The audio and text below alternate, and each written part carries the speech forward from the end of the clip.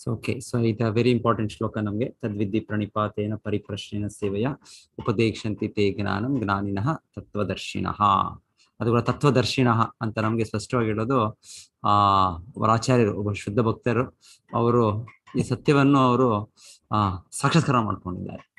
ಕೇವಲ ಅವ್ರಿಗೆ ತಾತ್ವಿಕವಾಗಿ ಒಂದು ಥಿಯರಿಟಿಕಲ್ ಆಗಿ ಅಂತಲ್ಲ, ಅವ್ರಿಗೆ ಅನುಭವದಿಂದ ಅವರು ನೆಲೆಗೊಂಡಿದ್ದಾರೆ ಆ ಸ್ಥಾನದಲ್ಲಿ. ನಮಗೆಲ್ಲ ಥಿಯರಿ, ಕೃಷ್ಣ ಇದ್ದಾರೆ, ನಾವು ಆತ್ಮ, ಇದೆಲ್ಲ.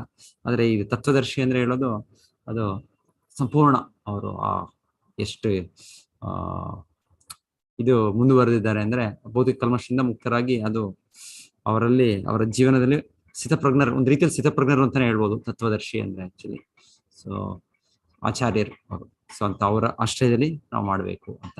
ಸೊ ಒಮ್ಮೊಮ್ಮೆ ಹೇಳ್ತಾರೆ ಈ ರೀತಿ ಆತರ ಸಂಪೂರ್ಣ ಶುದ್ಧ ಭಕ್ತರು ಇಲ್ಲದೆ ಇರ್ಬೋದು, ಒಂದು ಸನ್ನಿವೇಶಗಳಲ್ಲಿ ನಮ್ಗಿಲ್ದೇ ಇರ್ಬೋದು. ಆಗ ಯಾರಾದರೂ ಅವರನ್ನ ಪ್ರತಿನಿಧಿಸಿ ಮತ್ತೆ ಅವರ ಆಜ್ಞೆಯಿಂದ ತುಂಬಾ ಶಿಸ್ತಿನಿಂದ ಈ ನಿಯಮಗಳನ್ನು ಪಾಲನೆ ಮಾಡ್ತಾ ಇದ್ದಾರೆ, ಅವರನ್ನು ನಾವು ಹಾಗೆ ಆ ಸ್ಥಾನದಲ್ಲಿ ಅವರ ಪ್ರತಿನಿಧಿಯಾಗಿ ಇದು ಮಾಡಿ ನಾವು ಅವರಿಂದ ದೀಕ್ಷೆ ಪಡೆದು ನಾವು ಅವರ ಆಶ್ರಯದಲ್ಲಿ ಭಕ್ತಿ ಮಾಡ್ಬೇಕು ಅಂತ ಹೇಳ್ತಾರೆ.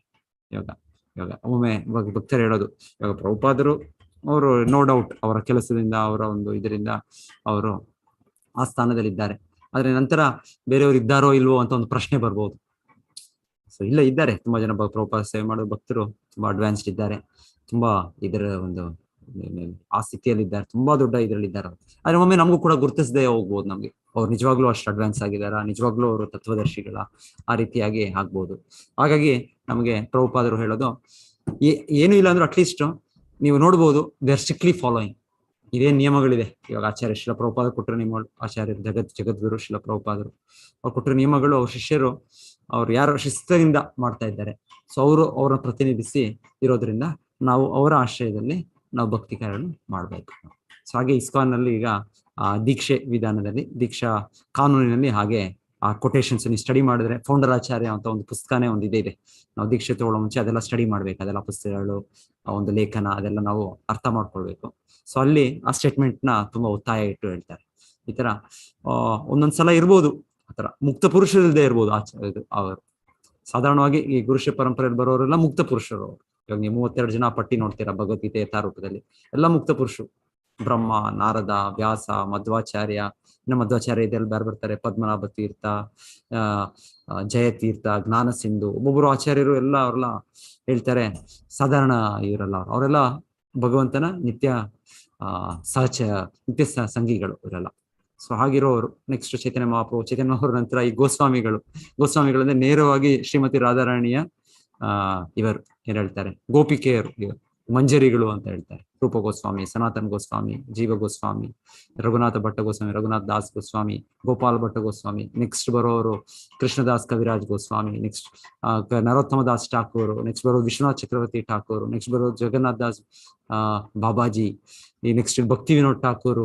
ಇವರು ಅವರವರ ಲೇಖನಗಳಲ್ಲಿ ನಾವು ನೋಡಿದಾಗ ಅವರು ರಿವೀಲ್ ಕೂಡ ಮಾಡಿದ್ದಾರೆ ಅವರ ಮೂಲ ಸ್ವರೂಪ ಏನು, ಅವ್ರವ್ರು ಏನು ಕೃಷ್ಣ ಅಂತರಂಗ ಇದ್ರಲ್ಲಿ ಭಕ್ತರಲ್ಲಿ ಅವ್ರು ಯಾರ್ಯಾರು ಅಂತ ಅವ್ರ ಹೆಸರುಗಳು ಕೂಡ ಒಮ್ಮೊಮ್ಮೆ ಅಷ್ಟು ದೊಡ್ಡದಾಗಲ್ಲ ಅವ್ರ ಲೇಖನಲ್ಲಿ ವ್ಯಕ್ತ ಕೂಡ ಮಾಡಿದ್ದಾರೆ. ಪ್ರಭುಪಾದರು ಆತರ ವ್ಯಕ್ತಪಡಿಸ್ಲಿಲ್ಲ, ಅವ್ರು ಯಾರು, ಕೃಷ್ಣನೊಟ್ಟಿಗೆ ಅವರ ಏನು ಸಂಬಂಧ ಇದೆ, ಇವರ ಮೂಲ ಸ್ವರೂಪ ಏನು, ಅದನ್ನ ಯಾರು ತುಂಬಾ ಒತ್ತಾಯ ಮಾಡಿದಾಗ ಪ್ರಭುಪಾದ ಹೇಳ್ತಾರೆ, ನೀವು ನಾನು ಹೇಳಿದ್ರೆ ಯು ವಿಲ್ ಫೇಂಟ್ ಅಂತ ಹೇಳ್ತಾರೆ ಪ್ರಭುಪಾದ. ಅದೊಂದು ಮಾತಿದೆ ಯಾರೋ ಪ್ರಭುಪಾದ ಶಿಷ್ಯರು ಹೇಳೋದು ನಮಗೆ, ನಾನು ನಿಮ್ಗೆ ಹೇಳಿದ್ರೆ ಯು ವಿಲ್ ಫೇಂಟ್. ಏನಿವೆ ಅಷ್ಟಕ್ಕೆ ಬಿಟ್ರು ಪ್ರಭುಪಾದ ತಾನು ಯಾರು, ತಾನು ಮೂಲ ಸ್ವರೂಪ ಏನು ಪ್ರಭುಪಾದ ತಿಳಿಸ್ತಿಲ್ಲ. ಸೊ ಇವರೆಲ್ಲರಿಗೂ ತುಂಬಾ ದೊಡ್ಡ ಕೃಷ್ಣನಿಗೆ ತುಂಬಾ ಹತ್ತಿರದ ಇವರು ವ್ಯಕ್ತಿಗಳು ಇವರೆಲ್ಲ, ಇವರು ಯಾರು ಆಚಾರ್ಯರ ಸ್ಥಾನದಲ್ಲಿ. ಸೊ ಒಮ್ಮೊಮ್ಮೆ ಈ ರೀತಿಯ ಒಂದು ಆಚಾರ್ಯರು ಇಲ್ಲದೆ ಇರ್ಬೋದು, ನಮಗೆ ಅವರ ಒಂದು ಆಶ್ರಯ ಪಡೆಯುವ ಒಂದು ಭಾಗ್ಯ ನಮ್ಗೆ ಇಲ್ಲದೆ ಇರ್ಬೋದು. ಸೊ ಆಗ ಆಚಾರ್ಯರು ಹೇಳ್ತಾರೆ, ದೋಸ್ ಆರ್ ಸ್ಟ್ರಿಕ್ಟ್ಲಿ ಫಾಲೋಯಿಂಗ್, ಅವರನ್ನು ಯಾರು ಪ್ರತಿನಿಧಿಸ್ತಿದ್ದಾರೆ, ಸೊ ಅವರಿಂದ ನೀವು ದೀಕ್ಷೆ ಪಡೀರಿ, ಅವರ ಆಶ್ರಯದಲ್ಲಿ ಭಕ್ತಿ ಕಾರ್ಯಗಳು ಮಾಡಿ. ಸೊ ಹಾಗಾಗಿ ಇಸ್ಕಾನ್ ಕಾನೂನಲ್ಲೂ ಕೂಡ ಇವಾಗ ನಮಗೆ ಅಷ್ಟು ಪ್ರಭುಪಾದ ಶಿಷ್ಯರು ಇದ್ದಾರೆ. ಆಮೇಲೆ ಇಸ್ಕಾನ್ ಪ್ರಭುಪಾದ ಸೆಟಪ್ ಮಾಡಿ ಒಂದು GBC ಅನ್ನೋದೊಂದು ಇದಿದೆ, ಅದರಲ್ಲಿ ನೇತೃತ್ವದಲ್ಲಿ ಈ ತರ ಗುರು ಅವ್ರು ಯಾರು ಅದನ್ನ ನೆಕ್ಸ್ಟ್ ಅವರು ಆ ರೆಸ್ಪಾನ್ಸಿಬಿಲಿಟಿ, ಆ ಹೊಣೆಗಾರಿಕೆ ತಗೊಂಡು ಆ ಒಂದು ಸೇವೆ, ಅವರು ನಮ್ಮ ಗುರುಷ್ಯ ಪರಂಪರೆಗೆ, ಪ್ರಭುಪಾದರಿಗೆ, ಕೃಷ್ಣನಿಗೆ ಸೇವೆ ಮಾಡೋದು. ಆಕ್ಚುಲಿ ನಿಜವಾದ ಗುರು ಅಂದ್ರೆ ಪ್ರಭುಪಾದ ಹೇಳ್ತಾರೆ, ಅವರು ಆಲೋಚನೆ ಮಾಡೋದು, ಕೃಷ್ಣನು ನನಗೆ ನೇಮಕ ಮಾಡಿದ್ದಾನೆ, ನನಗೆ ಈ ಸೇವೆ ಕೊಟ್ಟಿದ್ದಾನೆ, ಭಕ್ತರನ್ನು ಹೇಗೆ ಅವರನ್ನು ತರಬೇತಿ ಕೊಟ್ಟು ಅವ್ರಿಗೆ ಟ್ರೈನ್ ಅಪ್ ಮಾಡಿ ಅವ್ರನ್ನ ಶುದ್ಧ ಭಕ್ತರು ಮಾಡೋದು. ಆ ರೀತಿ ಮನೋಭಾವದಲ್ಲಿ ಇರ್ತಾರಂತೆ. ನಾವಂದ್ರೆ ಹೇಗಂದ್ರೆ ಯಾರಾದ್ರೂ ನಮಗೆ ಸೇವೆಗೆ ಬಂದ್ರೆ, ಯಾರಾದ್ರೂ ನಮಗೆ ಬಂದು ಕೇಳಿದ್ರೆ ನಾವು ನಮಗೆ ಹೀಗ್ ಮಾಡಿ ಹಾಗೆ ಮಾಡಿ ಅಂತ ನಾವು ಕಂಟ್ರೋಲ್ ಮಾಡ್ತೀವಿ, ಅವ್ರನ್ನ ನಾವು ಡಾಮಿನೇಟ್ ಮಾಡ್ತೀವಿ, ಅವ್ರನ್ನ ಯೂಸ್ ಮಾಡ್ತೀವಿ. ಸೊ ಯಾಕಂದ್ರೆ ನಮಗೆ ಭೌತಿಕವಾಗಿ ಇದೇ ನಮ್ದು ಒಂದಿರೋ ಒಂದು ಇದು ಪ್ರವೃತ್ತಿ. ಭೌತಿಕ ಜಗತ್ತು ಅಂದ್ರೆ ಡಾಮಿನೇಟ್ ಮಾಡಬೇಕು, ಕಂಟ್ರೋಲ್ ಮಾಡಬೇಕು, ಇದೆಲ್ಲ ನಮ್ಮ ಸಹಜ ಸ್ವಭಾವ. ಸೊ ಇದು ನಮ್ಮ ಭಾವನೆ ಇರುತ್ತೆ. ಆದ್ರೆ ಶುದ್ಧ ಭಕ್ತರು ಆಚಾರ್ಯ ಸ್ಥಾನ ಅವರು ಇರೋರು, ಅವ್ರು ಈ ಭಾವನೆ ಇಲ್ಲವೇ ಇಲ್ಲ, ಅವ್ರು ಇದರಿಂದ ಮುಕ್ತರಾಗಿದ್ದಾರೆ. ಆದ್ರೆ ಕೃಷ್ಣನು ಆದೇಶ ಕೊಟ್ಟಿರೋದ್ರಿಂದ ಅವರು ಕೃಷ್ಣ ಪರವಾಗಿ ಆ ಸ್ಥಾನದಲ್ಲಿದ್ದು ಭಕ್ತರಿಗೆ ಇವಾಗ ಅವರ ಪೂಜೆಯನ್ನು ಸ್ವೀಕರಿಸ್ತಾರೆ. ಶಿಲ ಪ್ರಭುಪಾದರು ಗುರು ಪೂಜೆ ಮಾಡ್ತೀವಿ ನಾವು. ಸೊ ಇಲ್ಲ ಅಂದ್ರೆ ಅವ್ರ ಭಾವನೆ ಇಲ್ಲ ಅವ್ರಿಗೆ ನಾನು ಒಬ್ಬ ದೊಡ್ಡ ವ್ಯಕ್ತಿ, ನಾನು ಕೃಷ್ಣನಿಗೆ ತುಂಬಾ ಪ್ರಿಯನು, ನಾನು ಈ ರೀತಿ ಭಾವನೆಯಲ್ಲಿ ಇಲ್ಲ ಅವ್ರು ಯಾವಾಗ್ಲೂ ಒಂದು ನಮ್ರ ಭಾವನೆಯಲ್ಲಿ ಎಷ್ಟೋ ನನಗಿಂತ ಒಳ್ಳೆ ಭಕ್ತರಿದ್ದಾರೆ ಅಂತ ಭಾವನೆಯಲ್ಲಿ ಅವ್ರು ಸಹಜವಾಗಿ ಇರ್ತಾರೆ. ಮಹಾಭಾಗವತರು ಅವರೆಲ್ಲ. ಆದ್ರೂ ಕೂಡ ಒಂದು ಸೇವೆಯಾಗಿ ಅವರು ಆ ಸ್ಥಾನವನ್ನು ತೆಗೆದುಕೊಂಡು ಪ್ರಭುಪಾದರು ಶಿಷ್ಯರಿಗೆ ಈ ರೀತಿಯಲ್ಲಿ ಮಾಡಬೇಕು. ಒಂದು ಸಲ ವ್ಯಾಸ ಪೂಜೆ ಭಕ್ತರು ಮಾಡುವಾಗ ಅಷ್ಟು ಒಂದು ಸ್ವಲ್ಪ ಜಾಗೃತರಾಗಿ ಇಲ್ಲದೆ ಸ್ವಲ್ಪ ಇದು ಮಾಡಿದ್ರು ಪ್ರಭುಪಾದರು ಇಲ್ಲ, ಇದು ತಪ್ಪು, ಈ ರೀತಿ ಮಾಡಬಾರ್ದು, ಇದು ಅಗೌರವ. ಇದು ಅವ್ರು ಹೇಳೋದು, ಅವ್ರ ಪ್ರಭುಪಾದ ನಮಗೆ ಹೇಗೆ ನಾವು ಭಕ್ತಿಯಲ್ಲಿ ಕಲ್ತ್ಕೊಳ್ಬೇಕು, ಹೇಗೆ ಗುರುವನ್ನ ಮರ್ಯಾದೆ ಕೊಡ್ಬೇಕು, ಆ ಗುರುವನ್ನು ಗೌರವ ಕೊಡೋ ಮೂಲಕ ಕೃಷ್ಣನಿಗೆ ಹೇಗೆ ಗೌರವ ಕೊಡ್ಬೇಕು, ಆ ಕಲೀಲಿಕ್ಕೆ ನಮಗೆ ಅವರು ಆ ರೀತಿಯ ಒಂದು ಶಿಸ್ತು, ಆ ರೀತಿಯ ಒಂದು ಇದು ಹೇಳ್ತಾರೆ. ಇಲ್ಲಾಂದ್ರೆ ಅವ್ರು ವೈಯಕ್ತಿಕವಾಗಿ ನಮ್ಮಿಂದ ಅವ್ರಿಗೇನು ಒಂದು ಪಡೆಯೋ ಒಂದು ಲಾಭ ಏನೂ ಇಲ್ಲ. ಸೊ ಹಾಗೆ ಅದು ನಾವು ತಿಳ್ಕೊಳ್ಬೇಕು. ಸೊ ಈ ಪಾಯಿಂಟ್ ಏನು ಅಂದ್ರೆ, ಇನ್ನೊಂದು ಇವಾಗ ನಮಗೆ ಒಂದೊಂದ್ಸಲ ಅನಿಸ್ಬೋದು, ಈ ತರ ಇದ್ದಾರಾ, ಅದರ ಮುಕ್ತ ಪುರುಷರು ಇದ್ದಾರಾ, ನಾವು ಅವ್ರಿಗೆ ಸರೆಂಡರ್ ಆಗೋದಕ್ಕೆ, ಈ ತರ ಆಗೋದಕ್ಕೆ ಇಲ್ಲ. ಆಚಾರ್ಯರು ಕೊಟ್ಟಿರೋ ನಮ್ಗೆ ಮಾರ್ಗದರ್ಶನ ಏನು ಅಂದ್ರೆ, ಯಾರು ಸ್ಟ್ರಿಕ್ಟ್ಲಿ ಫಾಲೋಯಿಂಗ್ ಯಾರಿದ್ದಾರೆ, ಆಚಾರ್ಯರು ಕೊಟ್ಟಿರೋ ಇದು ನಿರ್ದೇಶನಗಳು, ಸೊ ಅವರ ಆಶ್ರಯ ಪಡೀರಿ ನೀವು, ಅದರ ಮೂಲಕ ನಿಮ್ಮ ಭಕ್ತಿಯ ಕಾರ್ಯಗಳನ್ನು ಮುಂದುವರಿಸಿ ನೀವು ಮಾಡಿ ಅಂತ ಪ್ರಭುಪಾದ ಅದೊಂದು ಇದಿದೆ, ಅದು ಕೊಟೇಶನ್ ಇದೆ. ಸೊ ನೀವು ಎಲ್ಲರೂ ಮುಂದೆ ಅದು ಡಿಸೈಪಲ್ ಕೋರ್ಸ್ ಅಂತ ಇರುತ್ತೆ, ಅದರಲ್ಲಿ ಅದೊಂದು ಸ್ಟೇಟ್ಮೆಂಟ್ ಅದೆಲ್ಲ ಓದ್ತೀರಾ. ಅದೊಂದು ಪ್ರಭುಪಾದ ಲೆಟರ್ ಇದೆ, ಅದು ಒಂದು ಇವಾಗ ISKCON ಅಲ್ಲಿ ತುಂಬಾ ಒಂದು ಇದಾಗಿ ಗುರು ಶಿಷ್ಯ ಇದು ಸ್ವೀಕಾರ ಮಾಡೋದ್ರಲ್ಲಿ ಒಂದು ತುಂಬಾ ಇಂಪಾರ್ಟೆಂಟ್ ಡಾಕ್ಯುಮೆಂಟ್ ಅದು ಅಂತ ಹೇಳ್ತಾರೆ. ಓಕೆ, ಇದ್ರ ಬಗ್ಗೆ ಯಾರಾದ್ರೂ ಮತ್ತೆ ಪ್ರಶ್ನೆಗಳೇ ಮತ್ತೆ ನೋಡೋಣ. ಮಾತಾಜಿ ಪಾಪ ವೆಯ್ಟ್ ಮಾಡ್ತಾ ಇದ್ದಾರೆ, ಅವ್ರು ಪ್ರೆಸೆಂಟೇಶನ್ ಮಾಡ್ಲಿ, ಮತ್ತೆ ಏನಾದ್ರು ಇದ್ರ ಬಗ್ಗೆ ಚರ್ಚೆ ಇದ್ರೆ ನಾವು ನೋಡೋಣ. ಮಾತಾಜಿ ನೀವು ಸ್ಟಾರ್ಟ್ ಮಾಡಿ.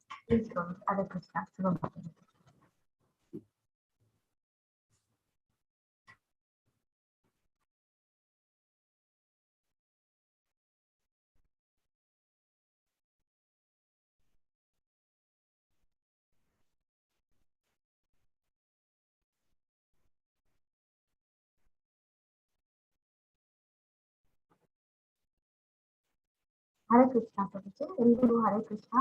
ಸೊ ನಾನು ಡಾಕ್ಟರ್ ಲೀನಾ ಗೌಡ. ಇವತ್ತು ಅಧ್ಯಾಯ 4 ಅಂದ್ರೆ ದಿವ್ಯ ಜ್ಞಾನದಲ್ಲಿ 7ನೇ ಒಂದು ಪ್ರಶ್ನೆಯನ್ನ ಉತ್ತರಿಸ್ತಾ ಇದ್ದೇನೆ. 7ನೇ ಪ್ರಶ್ನೆ ಇದರಲ್ಲಿ, ಭಗವದ್ಗೀತೆಯಲ್ಲಿ ಕೃಷ್ಣನು ಅತೀಂದ್ರಿಯ ಅಥವಾ ದಿವ್ಯ ಜ್ಞಾನದ ಅಂಶವನ್ನು ಏಕೆ ಪರಿಚಯಿಸುತ್ತಾನೆ? ಅಂದ್ರೆ ಈ ಹಂತದಲ್ಲಿ ಅವ್ರಿಗೆ ದಿವ್ಯ ಜ್ಞಾನವನ್ನ ಯಾಕೆ ಹೇಳ್ತಾರೆ ಆತ್ಮನಿಗೆ ಅಂತ ಅಂದ್ಬಿಟ್ಟು ಈ ಭಾಗದ ಅಂದ್ರೆ 4ನೇ ಅಧ್ಯಾಯದಲ್ಲಿ ಭಗವದ್ಗೀತೆಯ ಸಂಬಂಧಿತ ಶ್ಲೋಕಗಳು ಮತ್ತು ಉದ್ದೇಶಗಳನ್ನ ಉಲ್ಲೇಖಿಸಿ ಚರ್ಚೆ ಮಾಡ್ತಾ ಇದೆ. ನಾನು ಅರ್ಥ ಮಾಡ್ಕೊಂಡಿರೋ ಹಾಗೆ ಈ ಅಧ್ಯಾಯದ 4ರಲ್ಲಿ ದಿವ್ಯ ಜ್ಞಾನವನ್ನ ಭಗವಂತ ಯಾಕೆ ಹೇಳ್ತಾರೆ, ಯಾವ ಒಂದು ಬೇಸಿಕ್ ಇನ್ಫಾರ್ಮೇಶನ್ ಅಥವಾ ಒಂದು ಮೂಲಭೂತವಾದ ಒಂದು ವಿಷಯವನ್ನ ನಮ್ಗೆಲ್ರಿಗೂ ತಿಳಿಸ್ಲಿಕ್ಕೆ, ಅರ್ಜುನನಿಗೆ ತಿಳಿಸ್ಲಿಕ್ಕೋಸ್ಕರ ಅವ್ರು ಯಾವ್ಯಾವ ವಿಷಯವನ್ನ ಒಂದು ಬೇಸಿಕ್ ಲೆವೆಲ್ ಅಲ್ಲಿ ತಿಳಿಸ್ಲಿಕ್ಕೆ ಅವರು ಪ್ರಯತ್ನ ಪಡ್ತಾರೆ ಅನ್ನೋದು ಈ ದಿವ್ಯ ಜ್ಞಾನ ಏನು, ಇದ್ರಲ್ಲಿ ಮೇನ್ ಆಗಿ ಭಗವಂತ ಏನು ಹೇಳ್ತಾರೆ ನಮ್ಗೆ, ಮತ್ತೆ ಇದು ಏನೇನು ಅದನ್ನು ಒಳಗೊಂಡಿದೆ ಅಂತ ಅಂದ್ಬಿಟ್ಟು ಸ್ವಲ್ಪ ಬೇಸಿಕ್ ಆಗಿ ನಾನು ಹೇಳ್ತೇನೆ. ಮತ್ತೆ ಅದ್ರ ಡೀಟೇಲ್ ಆಗಿ ಹೋಗೋದಿಲ್ಲ ಪ್ರಭುಜಿ, ಯಾಕೆ ಅಂತಂದ್ರೆ ನಮ್ಗೆಲ್ರಿಗೂ ಆಲ್ಮೋಸ್ಟ್ ಇದು ಎಲ್ಲವೂ ನಾವು ಹಾಗೆ ಡೀಟೇಲ್ ಸ್ಟಡಿಯಲ್ಲಿ ಲೆವೆಲ್ 2 ಅಲ್ಲಿ ಕಲ್ತಿದ್ದೇವೆ. ಏನಾದ್ರು ಯಾರಿಗಾದ್ರೂ ಪ್ರಶ್ನೆ ಇದ್ರೆ ಅಥವಾ ನೀವು ಹೇಳಿದ್ರೆ ಅದ್ರದ್ದು ಇನ್ನೂ ಡೀಟೇಲ್ ಆಗಿ ಇರ್ತೇನೆ ಪ್ರಭುಜಿ. ಯಾಕಂದ್ರೆ ಇದು ಅಧ್ಯಾಯ 4ರ ಎಲ್ಲಾ ಪಾಯಿಂಟ್ಸ್ ಅದ್ರಲ್ಲಿ ನಾನು ತಗೊಂಡಿದ್ದೇನೆ. ಎಲ್ರಿಗೂ ಮತ್ತೊಮ್ಮೆ ಧನ್ಯವಾದಗಳನ್ನ ಅರ್ಪಿಸುತ್ತಾ, ಸೊ ನಾನು ಪ್ರಾರ್ಥನೆಯನ್ನು ಮಾಡುವುದಿಲ್ಲ, ಯಾಕಂದ್ರೆ ಮೊದಲೇ ಪ್ರಾರ್ಥನೆ ಆಗಿದೆ, ಸಂಜೆ ಕೀರ್ತನೆ ಆಗಿರೋದ್ರಿಂದ ನಾನು ಇಸ್ಕಾನ್ ಮಂಗಳೂರಿನ ಅಧ್ಯಕ್ಷ ಶ್ರೀ ರಾಧಾ ಗೋವಿಂದ ಮಂದಿರದ ಅಧ್ಯಕ್ಷರಾದಂತಹ ನಾಮನಿಷ್ಠ ದಾಸ್ ಪ್ರಭುಜಿ, ಮತ್ತೆ ನನ್ನ ಗುರುಗಳಾದಂತಹ ಸಚ್ಚಿದಾನಂದ ಪ್ರಭುಜಿ, ಶ್ರೀವಾಸಂಗನ್ ಪ್ರಭುಜಿ, ಸೋಮಯ್ಯ ಮಾತಾಜಿ, ಇವರೆಲ್ಲರಿಗೂ ವಂದಿಸುತ್ತಾ ಅವರ ಆಶೀರ್ವಾದವನ್ನ ಬೇಡುತ್ತಾ, ಶ್ರೀಲ ಪ್ರಭುಪಾದ ಒಂದು ಆಶೀರ್ವಾದದೊಂದಿಗೆ ಮತ್ತೆ ಶ್ರೀ ರಾಧಾ ಗೋವಿಂದನ ಒಂದು ಆಶೀರ್ವಾದವನ್ನು ಕೊಡ್ತಾ ನನ್ನ ಈ ಪ್ರೆಸೆಂಟೇಷನ್ ಶುರು ಮಾಡ್ತಾ ಇದ್ದೇನೆ. ದಯವಿಟ್ಟು ನನಗೆ ಗೊತ್ತಾಗದೆ ಏನಾದ್ರೂ ತಪ್ಪ ಮಾಡಿದ್ರೆ ದಯವಿಟ್ಟು ಕ್ಷಮಿಸಿ ಅಂತ ನಿಮ್ಮೆಲ್ಲರನ್ನು ಕೇಳ್ಕೊತಾ ಇದ್ದೀನಿ. ಸೊ ಈಗ ನಾವು ನೋಡ್ತಾ ಇದ್ದೇವೆ, ಭಗವಂತ ಹೇಳ್ತಾ ಇದ್ದಾರೆ, ಇದು 7ನೇ ಪ್ರಶ್ನೆಯಲ್ಲಿ ನಾವು ಏನನ್ನ ನೋಡ್ಲಿಕ್ಕೆ ಅರ್ಥ ಮಾಡ್ಕೊಳ್ಳಿಕ್ಕೆ ಪ್ರಯತ್ನ ಪಡ್ತಿದ್ದೀವಿ ಅಂದ್ರೆ, ಈ ದಿವ್ಯ ಜ್ಞಾನವನ್ನ ಭಗವಂತ ಈ ಹಂತದಲ್ಲಿ ಯಾಕೆ ಪರಿಚಯಿಸ್ತಾರೆ, ಏನಕ್ಕೋಸ್ಕರ ಪರಿಚಯಿಸ್ತಾರೆ ಅಂತ ಅಂದ್ಬಿಟ್ಟು. ಸೊ ಇಲ್ಲಿ ಭಗವಂತ 4ನೇ ಅಧ್ಯಾಯದಲ್ಲಿ ಇದರ ಹೆಸರೇ ದಿವ್ಯ ಜ್ಞಾನ ಅಂತ ಇದೆ. ಅಂದ್ರೆ ಭಗವಂತ ಒಂದು ಟ್ರಾನ್ಸೆಂಡೆಂಟಲ್ ನಾಲೆಡ್ಜ್ ನ ಕೊಡ್ತಾರೆ. ಅದು ಏನಪ್ಪಾ ಅಂತ ಅಂದ್ರೆ, ಆತ್ಮ ಅಂದ್ರೆ ಏನು, ದೇವ್ರು ಅಂದ್ರೆ ಏನು, ದೇವ್ರು ಮತ್ತೆ ಆಧ್ಯಾತ್ಮಿಕತೆ ಎರಡು ಒಂದೇನಾ, ಅದು ಹೇಗೆ ಭಗವಂತನ ಒಂದು ಆಧ್ಯಾತ್ಮಿಕತೆ ಬಗ್ಗೆ, ಭಗವಂತನ ಬಗ್ಗೆ ತಿಳ್ಕೊಂಡ್ರೆ ಹೇಗೆ ನಾವು ಹಂತ ಹಂತವಾಗಿ ಪರಿಶುದ್ಧವಾಗ್ತೀವಿ, ಹೇಗೆ ನಾವು ಮುಕ್ತಿಗೊಂಡು ಭಗವಂತನ ಧಾಮವನ್ನ ಸೇರ್ಲಿಕ್ಕೆ ಸಹಾಯ ಆಗತ್ತೆ, ಮತ್ತೆ ಕರ್ಮಯೋಗ ಅಂತಂದ್ರೆ ಏನು, ಈ ಒಂದು ಕೃಷ್ಣ ಪ್ರಜ್ಞೆಯಲ್ಲಿ ಕರ್ಮಯೋಗವನ್ನ ಹೇಗೆ ಮಾಡುವಂಥದ್ದು, ಮತ್ತೆ ಈ ಇತಿಹಾಸ, ಈ ಭಗವದ್ಗೀತೆ ಅಥವಾ ಈ ದಿವ್ಯ ಜ್ಞಾನ ಅಂತ ಏನಿದೆ ಇದನ್ನ ಭಗವಂತ ಯಾವಾಗಿಂದ ಹೇಳಿದ್ರು, ಅದು ಈಗ ಅಷ್ಟೇ ಹೇಳಿದ್ದ ಅಥವಾ ಮೊದಲಿಂದ ಪ್ರಾಚೀನ ಕಾಲದಿಂದಲೂ ಇದೆಯಾ, ಇದ್ರ ಇತಿಹಾಸ ಏನಾದ್ರೂ ಇದೆಯಾ, ಮತ್ತೆ ಇದನ್ನ ಯಾರು ಬೇಕಾದ್ರೂ ಹೇಳ್ಬೋದಾ, ನಾವ್ ಯಾರಿಂದ ಬೇಕಾದ್ರೂ ಕೇಳ್ಬೋದಾ, ಏನನ್ನೋದನ್ನ ಭಗವಂತ ಈ ದಿವ್ಯ ಜ್ಞಾನವನ್ನ ಹೇಳ್ತಾ ಭಗವಂತ ಹೇಳ್ತಾರೆ. ಸೊ ಮೊದಲಿಗೆ ನಾವು ನೋಡ್ಬೇಕಪ್ಪ ಏನಪ್ಪಾ ಅಂತಂದ್ರೆ 5 ಕಾರಣಗಳು. ಅಂದ್ರೆ ಈ ದಿವ್ಯ ಜ್ಞಾನನ ಯಾಕೆ ಭಗವಂತ ಹೇಳ್ತಿದ್ದಾರೆ ಅಂತಂದ್ರೆ, ಒಂದು, ಇದು ಬಹಳ ಬಹಳ ಅತ್ಯಂತ ಗೌಪ್ಯವಾದ ಜ್ಞಾನ. ಇದು ಆದ್ರೂ ಕೂಡ ಇದನ್ನ ಭಕ್ತರು, ಭಗವಂತನ ಭಕ್ತಾದವ್ರಿಗೆ ಮಾತ್ರ ಇದು ಅನುಸರಿಸಲಿಕ್ಕೆ ಬಹಳ ಸುಲಭವಾಗುತ್ತೆ. ಮತ್ತು ಇದು ಪರಮಾತ್ಮನ ಬಗ್ಗೆ ಇರುವಂತಹ ಒಂದು ಆಧ್ಯಾತ್ಮಿಕ ಜ್ಞಾನ, ಇದು ಈ ದಿವ್ಯ ಜ್ಞಾನ. ಮತ್ತೆ ಈ ದಿವ್ಯ ಜ್ಞಾನವನ್ನ ಹೇಳ್ಬೇಕಂತಂದ್ರೆ ಯಾವ್ದಾದ್ರು ಇಂತಹ ಸ್ಥಳ ಅಥವಾ ಇಂತಹ ಒಂದು ಜಾಗ ಅಥವಾ ಇಂತಹ ಒಂದು ಪ್ರದೇಶ ಅಥವಾ ಇಂತಹ ಒಂದು ಕಂಟ್ರಿ ಆತರ ಏನೂ ಇಲ್ಲ, ಎಲ್ಲ ಬೇಕಾದ್ರೂ ಕೇಳ್ಬೋದು, ಯಾವ ಸಮಯದಲ್ಲಿ ಬೇಕಾದ್ರೂ ಈ ಶಾಶ್ವತವಾದ ಜ್ಞಾನವನ್ನ ನಾವು ಕೇಳ್ಬೋದು. ಮತ್ತೆ ನಾವು ಈ ಒಂದು ಐಹಿಕ ಪ್ರಪಂಚದಿಂದ ನಮ್ಗೆ ಮುಕ್ತಿ ಬೇಕು ಅಂತ ಅಂದ್ರೆ ಇದು ಒಂದೇ ನಮ್ಗೆ ದಾರಿ ಇರುವಂಥದ್ದು, ಇದೊಂದೇ ಮಾರ್ಗ ಇರುವಂಥದ್ದು. ಮತ್ತೆ ಇದು ಹೇಗೆ ಇದು ಈ ವಿಜ್ಞಾನ ನಾವು ದಿವ್ಯ ಜ್ಞಾನವನ್ನ ಕಲ್ತ್ಕೊತಿದೀವೋ, ಇದು ನಾವು ನೀವೆಲ್ಲ ಈಗಿನ ಒಂದು ಐಹಿಕ ಪ್ರಪಂಚದಲ್ಲಿ ಕಲ್ತಿರುವಂತ ಜ್ಞಾನ ಅಲ್ಲ, ಇದೇ ಒಂದು ರೀತಿಯ ಬೇರೆ ಜ್ಞಾನ, ಇದು ಎಲ್ಲಾ ಜ್ಞಾನಗಳ ರಾಜ ಅಂತ ಭಗವಂತ ಹೇಳ್ತಾರೆ. ಸೊ ಇದು ಏನಲ್ಲಪ್ಪ, ಈ ಜ್ಞಾನದಲ್ಲಿ ಏನೇನಿದೆ ಅಂತಂದ್ರೆ, ಒಂದು ಭಗವಂತ ಆತ್ಮದ ಬಗ್ಗೆ ಹೇಳ್ತಾರೆ, ಅದ್ರ ಕ್ಯಾರೆಕ್ಟರಿಸ್ಟಿಕ್ಸ್ ಬಗ್ಗೆ ಹೇಳ್ತಾರೆ, ಮತ್ತೆ ಹೇಗೆ ಪರಮ ಪುರುಷ ದೇವೋತ್ತಮ ಪರಮ ಪುರುಷ ಹೇಗೆ ಅವರೇ ಇವೆಲ್ಲರ ಬ್ರಹ್ಮಾಂಡದ ಸೃಷ್ಟಿಕರ ಅಂತ ಹೇಳ್ತಾರೆ, ಹೇಗೆ ನಾನೇ ಆದಿ ಇಲ್ಲದವನು ಅಂತ್ಯ ಇಲ್ಲದವನು, ನನಗೆ ಮೂಲ ಇಲ್ಲ ಅಂತ ಅಂದ್ಬಿಟ್ಟು ಭಗವಂತ ಹೇಳ್ತಾರೆ. ಮತ್ತೆ ನಾವು ಹಾಗೆ ಮುಂದೆ ಹೋಗ್ತಾ ಭಗವಂತ ಹೇಳ್ತಾರೆ, ಭಗವಂತ ಯಾವಾಗ ಬರ್ತಾರೆ, ಅವ್ರ ಇಂಪಾರ್ಟೆಂಟ್ ಕ್ಯಾರೆಕ್ಟರಿಸ್ಟಿಕ್ಸ್ ಏನು, ಅವ್ರು ಯಾಕಾಗಿ ಬರ್ತಾರೆ, ಯಾವ ಕಾರಣಕ್ಕಾಗಿ ಬರ್ತಾರೆ, ಮತ್ತೆ ಅವರು ಭಕ್ತರೊಂದಿಗೆ ಯಾವ ರೀತಿಯ ಒಂದು ಪ್ರೀತಿಯ ಸಂಬಂಧವನ್ನ ಕಟ್ಕೊಳ್ತಾರೆ, ಅಂದ್ರೆ ನಾವು ಭಕ್ತರು ಭಗವಂತನ ಹತ್ರ ಆಗ್ಬೇಕಂದ್ರೆ ಯಾವ ರೀತಿ ನಾವು ಅವ್ರ ಜೊತೆ ಸಂಬಂಧವನ್ನ ಏರ್ಪಡಿಸ್ಬೋದು, ಅವರ ಮೂಲ ರೂಪದಲ್ಲಿ ನಾವು ಅವ್ರನ್ನ ಹೇಗೆ ಭಕ್ತಿ ಮಾಡ್ಬೋದು, ಮತ್ತೆ ಈ ಬುದ್ಧಿವಂತರಾದಂಥವ್ರು ಅಂದ್ರೆ ಭಕ್ತರು ಹೇಗೆ ಭಗವಂತನ ನಾವು ಸಾಕ್ಷಾತ್ಕಾರ ಮಾಡ್ಕೊಳ್ಬಹುದು ಅನ್ನೋದು ಕೂಡ ಭಗವಂತ ಹೇಳಿದ್ದಾರೆ. ಸೊ ಅಧ್ಯಾಯ 4ರಲ್ಲಿ ನಾವು ನೋಡ್ತಾ ಹೋದ್ರೆ ಏನಪ್ಪಾ ಅಂತಂದ್ರೆ, ದಿವ್ಯ ಜ್ಞಾನದ ಬಗ್ಗೆ ಭಗವಂತ ಹೇಳ್ತಾರೆ. ಫಸ್ಟ್ ಇದು ಹೇಗೆ ಒಂದು ಶಾಶ್ವತವಾದ ಶಿಕ್ಷಣ, ಅಂದ್ರೆ ನಾವು ನೀವೆಲ್ಲ ಈಗ ಕಲಿತಾ ಇದೀವಲ್ಲ, ಏನು ಶಿಕ್ಷಣ ಅಂತ ಇದೆ ಅದು ಶಾಶ್ವತವಾದದ್ದಲ್ಲ. ಯಾಕಪ್ಪ ಅಂದ್ರೆ ಈ ಜನ್ಮದಲ್ಲಿ ಅದು ಶಾಶ್ವತವಾದ್ರೂ ಕೂಡ ಅದು ಮುಂದಿನ ಜನ್ಮಕ್ಕೆ ಹೋಗೋದಿಲ್ಲ, ಅದು ಕ್ಯಾರಿ ಆಗಲ್ಲ. ನಾವೇನಾದ್ರೂ ಮುಂದಿನ ಜನ್ಮದಲ್ಲಿ ಮನುಷ್ಯರಾಗಿ ಹುಟ್ಟಿದ್ರೆ ನಾವು ABCD ಇಂದನೇ ಶುರು ಮಾಡ್ಬೇಕಾಗುತ್ತೆ. ನಾವು ಎಷ್ಟು ಏನ್ ಡಾಕ್ಟರ್ ಆಗಿದ್ರು, ಎಂಜಿನಿಯರ್ ಆಗಿದ್ರು, ಎಂತಹ ಒಂದು ಡಾಕ್ಟರೇಟ್ ತೆಗೆದ್ರು ಕೂಡ ನಾವು ಅದು ನಮ್ಗೆ ಕೌಂಟ್ ಬರಲ್ಲ. ಒಂದು ಸತಿ ಜನ್ಮ ಮುಗಿದ್ರೆ ಅದೆಲ್ಲ ಮುಗಿ ಹೋಗುತ್ತೆ. ಆದ್ರೆ ಭಗವಂತ ಈ ದಿವ್ಯ ಜ್ಞಾನ ಇದೆಯಲ್ಲ ಅದನ್ನ ಹೇಳ್ತಾರೆ ಭಗವಂತ ಹೇಗೆ ಅದು ಶಾಶ್ವತವಾದದ್ದು. ಅಂದ್ರೆ ನಾವು ಈ ಜನ್ಮದಲ್ಲಿ ಈಗ ಅದನ್ನ ಶುರು ಮಾಡಿದ್ರೆ ನೆಕ್ಸ್ಟ್ ಜನ್ಮದಲ್ಲಿ ಕೂಡ ಅಲ್ಲಿಂದ ಕಂಟಿನ್ಯೂ ಆಗುತ್ತೆ. ಅಂದ್ರೆ ನಾವು ಮಾಡೋದಂತಹ ಈ ಒಂದು ಈ ಪಡೆದಂತಹ ಜ್ಞಾನ ಅದು ಯಾವತ್ತೂ ಕೂಡ ಅದು ಮುಗ್ದು ಹೋಗಲ್ಲ, ಅಥವಾ ಆ ಜನ್ಮದೊಂದಿಗೆ ಅಂತ್ಯವಾಗಲ್ಲ, ಅದು ಹಾಗೆ ಕಂಟಿನ್ಯೂ ಆಗ್ತಾ ಹೋಗುತ್ತೆ. ನಾವೆಲ್ಲೂ ಸ್ಟಾಪ್ ಮಾಡಿರ್ತೀವೋ ಅಲ್ಲಿಂದ ಕಂಟಿನ್ಯೂ ಆಗ್ತಾ ಹೋಗುತ್ತೆ. ಆ ರೀತಿ ಒಂದು ಶಾಶ್ವತವಾದ ಜ್ಞಾನ ಅಂತ ಭಗವಂತ ಹೇಳ್ತಾರೆ. ಮತ್ತೆ ಈ ಶಾಶ್ವತವಾದ ಜ್ಞಾನ ಅಥವಾ ಕೃಷ್ಣನ ಒಂದು ಈ ಕೃಷ್ಣನ ಬಗ್ಗೆ ನಮ್ಗೆ ಏನು ಎಷ್ಟೊಂದು ತಿಳ್ಕೊಂಡಿದ್ವಿ, ಅದ್ರಲ್ಲಿ ತುಂಬಾ ಜನ ಏನೋ ಅನೇಕ ತಪ್ಪು ಕಲ್ಪನೆಗಳನ್ನ ಅನ್ಕೊಂಡಿದ್ದಾರೆ. ಅದೆಲ್ಲ ಹೇಗೆ ತಪ್ಪು ಅಂತ ಭಗವಂತ ಇಲ್ಲಿ ನಮ್ಗೆ ಕ್ಲಿಯರ್ ಆಗಿ ಒಂದು ತಿಳಿಸ್ತಾರೆ. ಮತ್ತೆ ನಾವ್ ಏನೇ ಕೆಲಸಗಳನ್ನ ನಮ್ಮ ಐಹಿಕ ಪ್ರಪಂಚದಲ್ಲಿ ನಮ್ಮ ಕರ್ತವ್ಯಗಳು ಅಂತ ಏನಿದೆ ಅದನ್ನ ನಾವು ಬದಲಾಗಿ ಮಾಡಿದ್ರು ಅದು ಪ್ರತಿಕ್ರಿಯೆ ಇಲ್ಲದೆ, ಅದಕ್ಕೆ ರಿಯಾಕ್ಷನ್ ಇಲ್ಲದೆ, ನಮ್ಗೆಲ್ಲ ಗೊತ್ತು ನ್ಯೂಟನ್ಸ್ ಲಾ ನಾವು ಕೇಳಿದೀವಿ, every action as a reaction.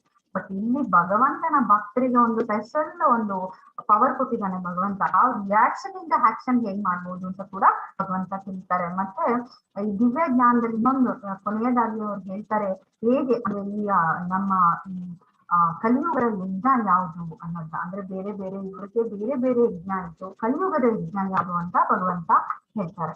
So ಈ ದಿವ್ಯ ಜ್ಞಾನವನ್ನ ಮುಂದೆ ಹೋಗ್ತಾ ಅವ್ರು ಹೇಳ್ತಾರೆ, ಇದನ್ನ ಯಾರು ಪಡ್ಕೊಳ್ಬಹುದು ಅಂದ್ರೆ ಎಲ್ರೂ ಪಡ್ಕೊಳ್ಬಹುದಾ, ಇದಕ್ಕೇನಾದ್ರೂ ಕ್ವಾಲಿಟಿ ಇದೆಯಾ ಅಥವಾ ಬೇಸಿಕ್ ಇಷ್ಟು ನೆಸೆಸಿಟಿ ಅಂತ ಏನಾದ್ರು ಇದೆಯಾ, ಅದು ಯಾರಿಂದ ಪಡ್ಕೋಬಹುದು ಅಂದ್ರೆ ಯಾರ್ ಬೇಕಾದ್ರೂ ಈ ದಿವ್ಯ ಜ್ಞಾನನ ಹೇಳ್ಬೋದಾ, ಮತ್ತೆ ಇದಕ್ಕೆ ಏನಿದೆ ಈ ದಿವ್ಯ ಜ್ಞಾನದಲ್ಲಿ ಅನ್ನೋದನ್ನ ನಮ್ಗೆ ಹೇಳ್ತಾರೆ. ಸೊ ನಾವ್ ಇದನ್ನ ಯಾರಿಂದ ಯಾರು ಪಡ್ಕೊಳ್ಬೋದಪ್ಪ, ಇದಕ್ಕೆ ಯಾರು ಅರ್ಹತೆ ಪಡಿತಾರೆ ಅಂತ ಅಂದ್ರೆ ಒಂದು ಭಗವಂತನ ಭಕ್ತರಾಗಿರ್ಬೇಕು, ಮತ್ತೆ ಭಗವಂತನ ಸ್ನೇಹಿತರಾಗಿರ್ಬೇಕು, ಮತ್ತೆ ಅದನ್ನ ತಿಳ್ಕೊಳ್ಳುವ ಒಂದು ಆಸಕ್ತಿ ನಮ್ಗೆ ಇರ್ಬೇಕು. ಮತ್ತೆ ಆ ಗುರುಗಳು ನಾವ್ ಯಾರಿಂದ ತಿಳ್ಕೊಳ್ಳಿಕ್ಕೆ ಹೋಗ್ತಾ ಇರ್ತೀವಿ ಒಂದು ಗುರು ಪರಂಪರೆಯಲ್ಲಿ ಅವ್ರು ಹೇಳ್ತಾ ಇದ್ರೆ ಅದನ್ನ ನಾವು ಕೇಳಿಸ್ಕೊಳ್ಬೇಕು, ಅದನ್ನ ಇನ್ಸ್ಟ್ರಕ್ಷನ್ಸ್ ನಾವು ಫಾಲೋ ಮಾಡ್ಬೇಕು. ಸೊ ಅದನ್ನ ಭಗವಂತ ಅವ್ರು ಮಾತ್ರ ಈ ಒಂದು ದಿವ್ಯ ಜ್ಞಾನವನ್ನ ಪಡ್ಕೊಳ್ಬಹುದು ಅಂತ ಹೇಳ್ತಾರೆ. ಸೊ ಮುಂದೆ ಹೋಗ್ತಾ ನಾವು ನೋಡ್ತೀವಿ ಯಾರಿಂದ ಪಡ್ಕೋಬಹುದು ಅಂದ್ರೆ ಯಾರು ಬೇಕಾದ್ರೂ ಈ ದಿವ್ಯ ಜ್ಞಾನನ ಕೊಡ್ಬೋದಾ.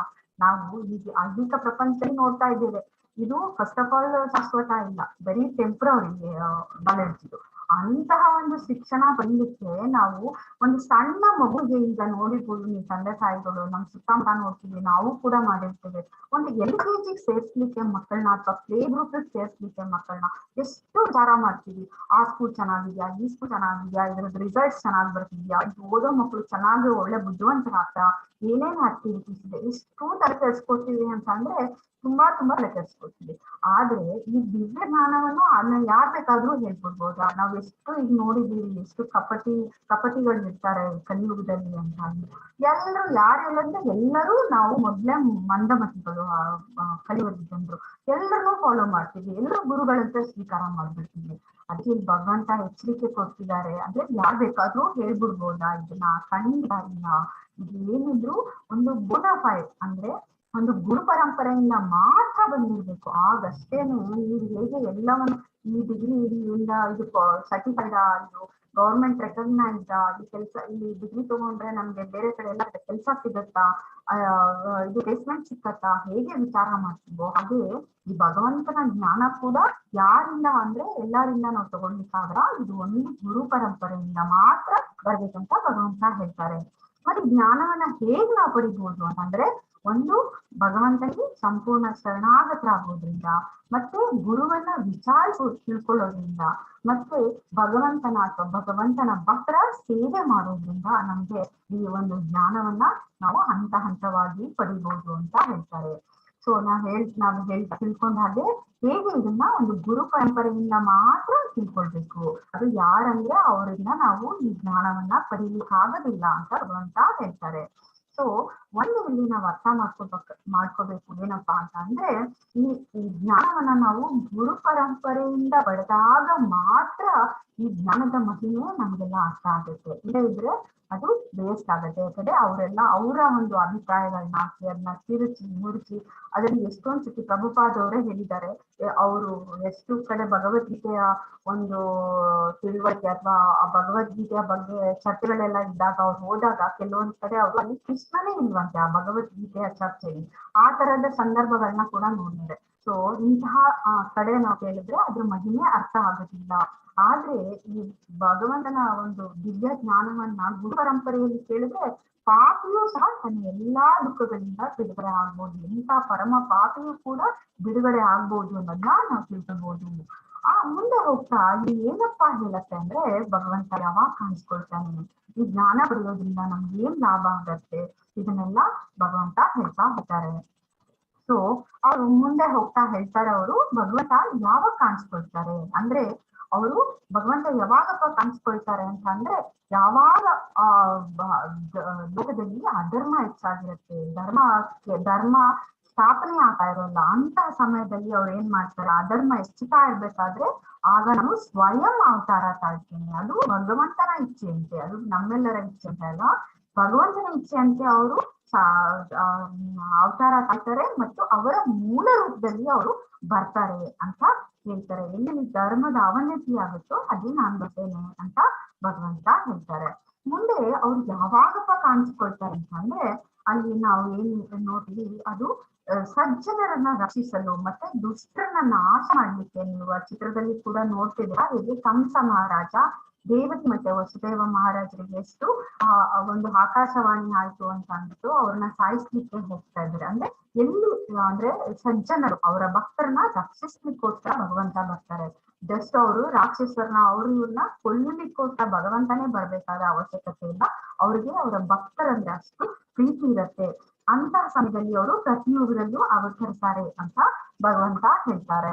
ಆಮೇಲೆ ನಾವು ಮುಂದೆ ನೋಡ್ತೀವಿ ಅವ್ರು ಯಾಕಪ್ಪ ಕಾಣಿಸ್ಕೊಳ್ತಾರೆ ಅಂತಂದ್ರೆ, ಒಂದು ಅವರು ಸಜ್ಜನರನ್ನ ರಕ್ಷಿಸ್ಲಿಕ್ಕೆ ಮತ್ತೆ ಧರ್ಮವನ್ನ ಎತ್ತಿ ಹಿಡಿಲಿಕ್ಕೆ ಅವರು ಪ್ರತಿಯುಗದಲ್ಲಿ ಅವತರಿಸ್ತಾರೆ ಅಂತ ಹೇಳ್ತಾರೆ.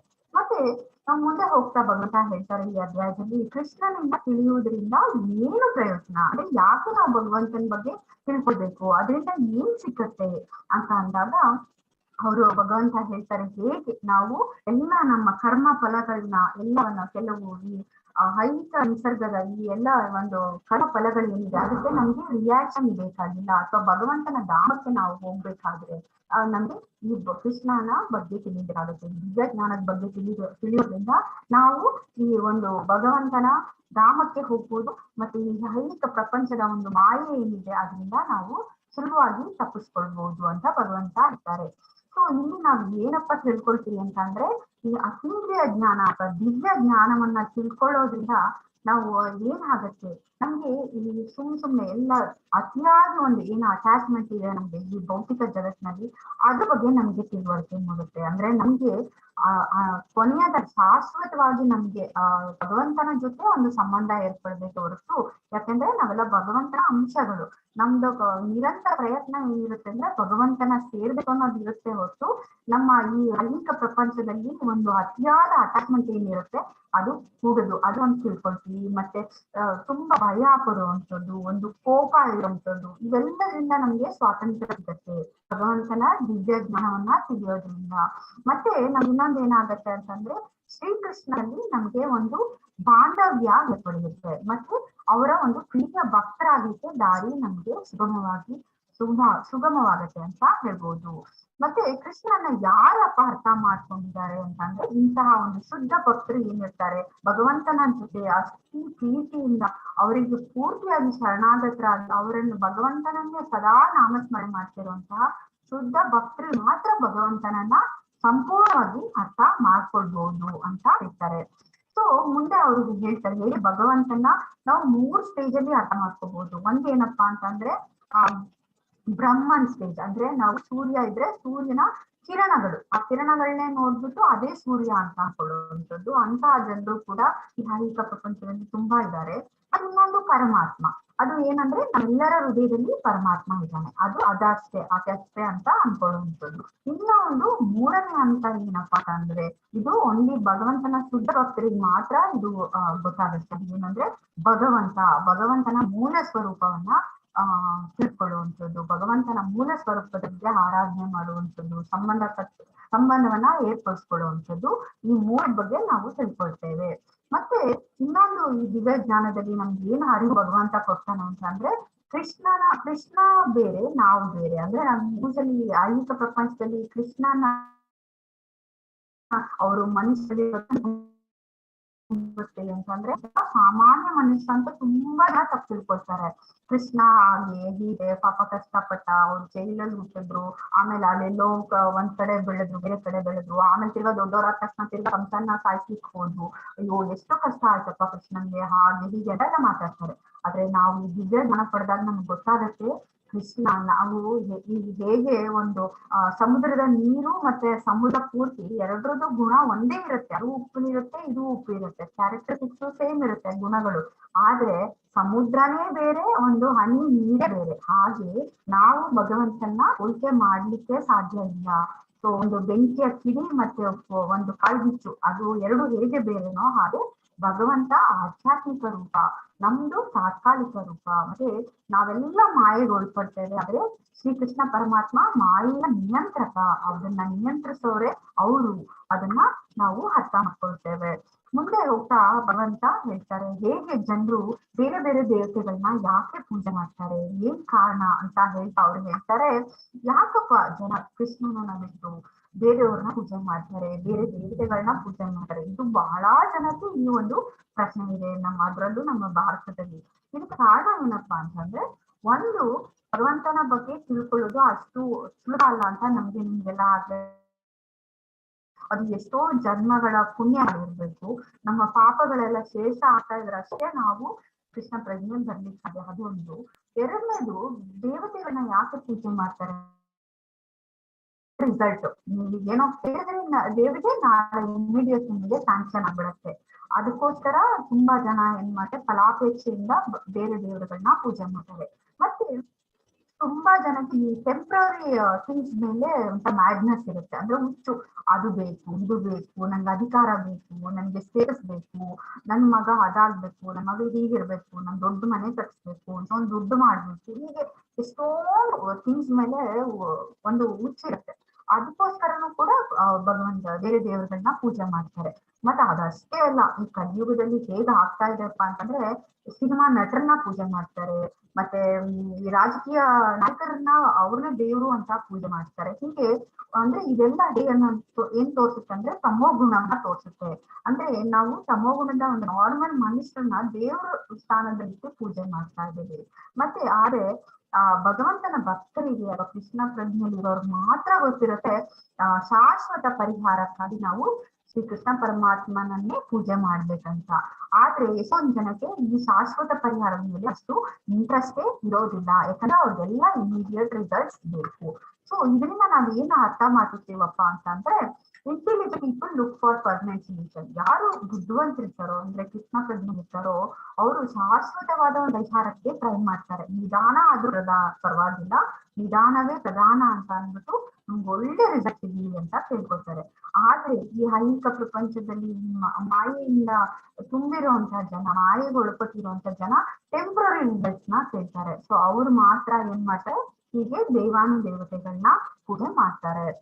ಮುಂದೆ ಹೋಗ್ತಾ ಭಗವಂತ ಇನ್ನೊಂದು ಇಂಪಾರ್ಟೆಂಟ್ ವಿಷಯವನ್ನ ಹೇಳ್ತಾರೆ. ಅಂದ್ರೆ ಎಲ್ರು ತಪ್ಪು ತಿಳುವಳಿಕೆ ಏನಿದೆ ಅಂತಂದ್ರೆ, ಈ ವರ್ಣಾಶ್ರಮ ನಮ್ಮ ಒಂದು ಸನಾತನ ಧರ್ಮದಲ್ಲಿ ತುಂಬಾ ಜನ ತಪ್ಪು ತಿಳ್ಕೊಂಡಿರೋದು, ಭಗವಂತ ಯಾಕೆ ಈ ತರ ಕಾಸ್ಟ್ ಮಾಡಿದ್ರು, ಜಾತಿ ಸಿಸ್ಟಮ್ ನ ಏನಕ್ ಮಾಡಿದ್ರು, ಇದು ತಪ್ಪಲ್ವಾ ಅಂತ ತುಂಬಾ ಜನ, ಅಂದ್ರೆ ಗೊತ್ತಿಲ್ಲದೆ ಇರೋ ನಾವು ಅಂದ್ರೆ ಅಲ್ಪಮತಿಗಳು, ಏನು ಪೂರ್ತಿ ಜ್ಞಾನವನ್ನ ತಿಳಿದಿರೋದಿಲ್ಲ, ತಿಳ್ಕೊಳಕ್ ಆಸಕ್ತಿನೂ ಇರಲ್ಲ, ನಮ್ಗೆ ಎಷ್ಟು ಗೊತ್ತೋ ಅಷ್ಟ್ರ ಮೇಲೆ ಜಡ್ಜ್ ಮಾಡಕ್ಕೆ ಶುರು ಮಾಡ್ಬಿಡ್ತೇವೆ. ಇಲ್ಲಿ ಭಗವಂತ ಎಷ್ಟು ಕ್ಲೀನ್ ಆಗಿ ಹೇಳ್ತಾರೆ, ಏನು ವರ್ಣಾಶ್ರಮವನ್ನ ಅವರು ಭಗವಂತ ಮಾಡಿರೋದು 4 ವರ್ಣಗಳನ್ನ ಅದು ಕರ್ಮದ ಅನುಸಾರವಾಗಿ ಮಾಡಿದ್ದಾರೆ, ಇದು ಒಂದು ಜನ್ಮ ಅನುಸಾರ ಅಲ್ಲ ಅನ್ನೋದನ್ನ ಭಗವಂತ ಹೇಳ್ತಾರೆ. ಆ 4 ವರ್ಣಗಳು ಯಾವ್ದು ಅಂತ ನಮ್ಗೆಲ್ಲ ಗೊತ್ತಿದೆ. ಸೊ ಇಲ್ಲಿ ಒಂದು ನಾವ್ ಇಂಪಾರ್ಟೆಂಟ್ ಜೀವನ ಪಾಠ ಏನಪ್ಪ ಕಲಿಬೇಕಂದ್ರೆ, ಹುಟ್ಟಿನಿಂದ ಬಂದಿರುವಂತ ಜಾತಿ ಏನಿದೆ ಅದು ನಿರ್ಣಯ ಅಲ್ಲ, ಅಂದ್ರೆ ಅದು ಅದು ಪರ್ಮನೆಂಟ್ ಅಲ್ಲ. ಅಂದ್ರೆ ಭಗವದ್ಗೀತೆ ಇದೆ, ಈ ಒಂದು ಕ್ಯಾಸ್ಟ್ ಸಿಸ್ಟಮ್ ಅಥವಾ ಜಾತಿ ಪದ್ಧತಿ ಏನಿದೆ ಅದು ಭಗವದ್ಗೀತೆಯಿಂದ ಬಂದಲ್ಲ, ಅದನ್ನ ಕಂಪ್ಲೀಟ್ ಆಗಿ ಭಗವದ್ಗೀತೆ ನಿರಾಕರಿಸುತ್ತೆ ಅಂತ ಅಲ್ಲಿ ನಾವು ತಗೋಬಹುದು. ಮತ್ತೆ 3 ಕ್ರಿಯೆಗಳನ್ನ ನಾವ್ ಹೇಗ್ ಮಾಡ್ಬೋದು ಅಂದ್ರೆ, ಪ್ರತಿಕ್ರಿಯೆ ಇದೆ ಅನ್ನೋದಕ್ಕೆ ಒಂದು ಕರ್ಮ, ಇನ್ನೊಂದು ವಿಕರ್ಮ, ಮತ್ತೆ ಇನ್ನೊಂದು ಅಕರ್ಮ.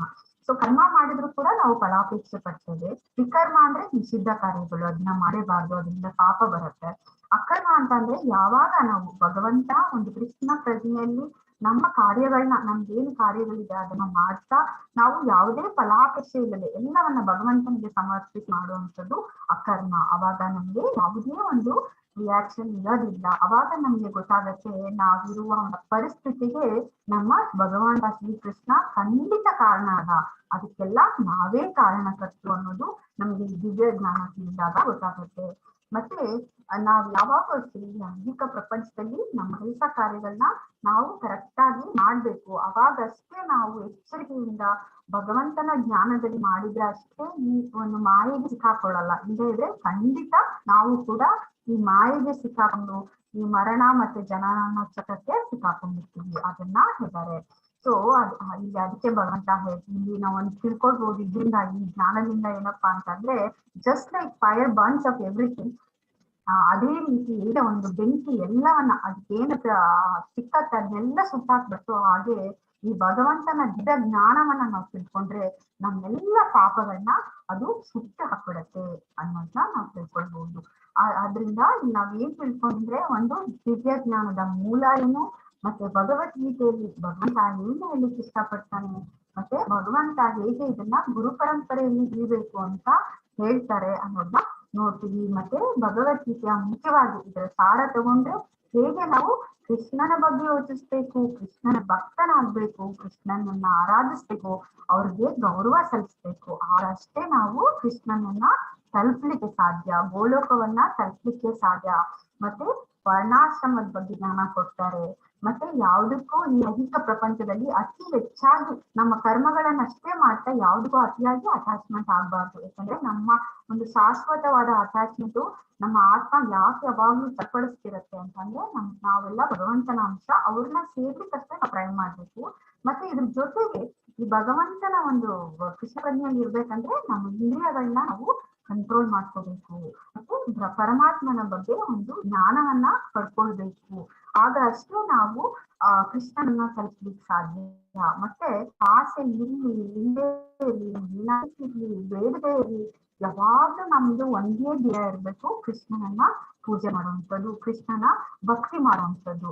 ಮತ್ತೆ ನಾವ್ ಇನ್ನೊಂದು ತಿಳ್ಕೊಳ್ಬೇಕು ಏನಪ್ಪಾ ಅಂತಂದ್ರೆ ನನ್ನಲ್ಲಿ ಏನಾದ್ರೂ ಅಲ್ಪ ಸ್ವಲ್ಪ ಬೈ ಚಾನ್ಸ್ ಆಗಿ ಒಂಚೂರು ಒಳ್ಳೇದಿದೆ, ಅದು ಈ ಐಹಿಕ ಪ್ರಪಂಚದ ಮಾಯಿಗೆ ಸಿಲುಕಿನೂ ಎಲ್ಲೋ ಒಂದ್ ಸ್ವಲ್ಪ ಅಲ್ಪ ಸ್ವಲ್ಪ ಇದೆ ಅಂದ್ರೆ ಅದು ಬಿಕಾಸ್ ನಾವೆಲ್ಲ ಕೃಷ್ಣನ ಅಂಶಗಳಾಗಿರೋದ್ರಿಂದ ಅದು ಇರಬಹುದು ಅಂತ ನಾವು ತಿಳ್ಕೊಬೇಕು. ನಮ್ಮನ್ನ ನಾವೇ ಹೆಮ್ಮೆ ಪಡುವಂಥದ್ದು ಇಲ್ಲಿ ಖಂಡಿತ ಏನೂ ಇಲ್ಲ ಅಂತ ತಿಳ್ಕೊಂಡು ಸದಾ ನಾವು ಈ ಒಂದು ನಮ್ಮ ಕಲಿಯುಗದ ಒಂದು ಯಜ್ಞ ಆದಂತಹ ಚೈತನ್ಯ ಮಹಾಪ್ರಭುಗಳು ಅವರನ್ನು ಉದ್ಘಾಟಿಸಿದಂತಹ ಕಲಿಯುಗದ ಕಾಲದಲ್ಲಿ ಶ್ರೀಕೃಷ್ಣ ಹರೇ ಕೃಷ್ಣ ಮಹಾಮಂತ್ರವನ್ನ ಯಾವಾಗ್ಲೂ ಸದಾ ಜಪ ಮಾಡ್ತಾ ಇದ್ರಷ್ಟೇ ನಾವು ಹಂತ ಹಂತವಾಗಿ ಶುದ್ಧಿ ಆಗ್ತೇವೆ. ಅಂದ್ರೆ ಹರೇ ಕೃಷ್ಣ ಕೃಷ್ಣ ಕೃಷ್ಣ ಹರೇ ಹರೇ, ಹರೇ ರಾಮ್ ರಾಮ್ ರಾಮ್ ಹರೇ ಹರೇ ಅಂತ ನಾವು ಯಾವಾಗಲೂ ಸದಾ ಕೃಷ್ಣನ ಜಪ ಮಾಡ್ಬೇಕು.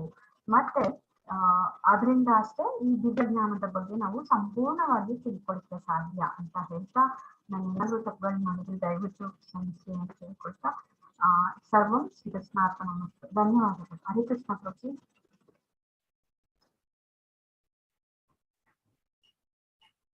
ಹರೇ ಕೃಷ್ಣ ಪ್ರಭುಜಿ. ಮಾತಾಜಿ ಧನ್ಯವಾದಗಳು ಮಾತಾಜಿ. ಸೊ ನಾನೇ ತುಂಬಾ ಕಲ್ತ್ಕೊಳ್ಬೇಕು ನಿಮ್ಮ ಕ್ಲಾಸ್ ಅಲ್ಲಿ ಇವತ್ತು. ಎಲ್ಲಿಂದ ಮಾತಾಜಿ ಇದೆಲ್ಲ ನೀವು ಮೆಟೀರಿಯಲ್ಸ್ ಎಲ್ಲ ನಾನು ಸ್ವಲ್ಪ ಕಲೆಕ್ಟ್ ಮಾಡ್ತೇನೆ ಪ್ರಭುಜಿ, ಗೂಗಲ್ ಅಲ್ಲಿ ಹೋಗ್ಬಿಟ್ಟು. ಚೆನ್ನಾಗಿ ಕಲೆಕ್ಟ್ ಮಾಡಿದ್ದೀರಿ. ತುಂಬಾ ಟೈಮ್ ಸ್ಪೆಂಡ್ ಮಾಡಿರ್ತೀರಿ ನೀವು ಇಷ್ಟು ಮಾಡ್ಬೇಕು ಅಂತ. ಮತ್ತೆ ಚೆನ್ನೈ ಇಸ್ಕಾನ್ದು ನಾನು 2 years ಕೋರ್ಸ್ ಎಲ್ಲ ಮಾಡಿದ್ದೀನಿ. ಅಲ್ಲಿಂದ ಸ್ವಲ್ಪ ತಗೊಂತೀನಿ ಅಂದ್ರೆ ಬೇಸಿಕಲಿ ಇಸ್ಕಾನ್ ಇಂದ. ಚೆನ್ನೈ ಇಸ್ಕಾನ್ ಮಾತಾಜಿ? ಚೆನ್ನೈ ಇದಾ? ಎಲ್ಲಿದೆ ಮಾತಾಜಿ? ಹರೇ ಕೃಷ್ಣ ಮಾತಾಜಿ. ಹರೇ ಕೃಷ್ಣ ಪ್ರಭುಜಿ. ಹರೇ ಕೃಷ್ಣ. ಎಲ್ಲಿ ಮಾತಾಜಿ ಕೋರ್ಸ್ ಯಾವ್ದು ಮಾಡಿದ್ರಿ ಪ್ರಭುಜಿ? ನಾನು ಅಂದ್ರೆ 2 years ಇಸ್ಕಾನ್ ಚೆನ್ನೈಯಿಂದ ಸ್ಟಡಿ ಗೀತಾ ಕೋರ್ಸ್ ಮಾಡಿದ್ದೆ ಪ್ರಭುಜಿ. ಬೇಸಿಕ್ ಅಡ್ವಾನ್ಸ್ಡ್ ಅದು ಪ್ಲಸ್ ಇಸ್ಕಾನ್ ಡಿಸೈಟ್ರಿ ಇದೆ ಪ್ರಭುಜಿ. ಅದ್ರ ಇಸ್ಕಾನ್ ರಿಲೇಟೆಡ್ ಪ್ರೆಸೆಂಟೇಷನ್ಸ್ ವಿಡಿಯೋಸ್ ಅದೆಲ್ಲ ಇದನ್ನು ಕೇಳ್ತಾ ಇರ್ತೀನಿ, ನೋಡ್ತಾ ಇರ್ತೀನಿ ಪ್ರಭುಜಿ. ಅದು ನಂದು ಟಾಪಿಕ್ ರಿಲೇಟೆಡ್ ಆಗಿದ್ರೆ ಅದರಿಂದ ತಗೊಂತೀನಿ ಪ್ರಭುಜಿ. ಚೆನ್ನಾಗಿ ಮಾಡಿದೀರಾ. ಟ್ರಾನ್ಸ್ಲೇಟ್ ಮಾಡ್ಕೊತೀನಿ. ಹೌದು, ಚೆನ್ನೈ ಇಸ್ಕಾನ್ ಅವ್ರ ಫಸ್ಟ್ ಕೋರ್ಸ್ ನಾವು ಕೊರೋನಾ ಸ್ಟಾರ್ಟ್ ಮಾಡೋ ಮುಂಚೆ ಅವ್ರದ್ದು ಮಂಗಳೂರ್ದು ಮಾಡ್ಕೊಳಕ್ ಮುಂಚೆ ನಾನು ಅಲ್ಲಿ ಬೇಸಿಕ್ ಮತ್ತೆ ಎಲ್ಲ ಮುಗಿಸಿದ್ದೆ. ಅವರು ಕರೆಕ್ಟ್ ಅವರೇ ಫಸ್ಟ್ ಸ್ಟಾರ್ಟ್ ಮಾಡಿದ್ದು, ಆಮೇಲೆ ನಾವು ಸ್ಟಾರ್ಟ್ ಮಾಡಿದ್ದೀವಿ.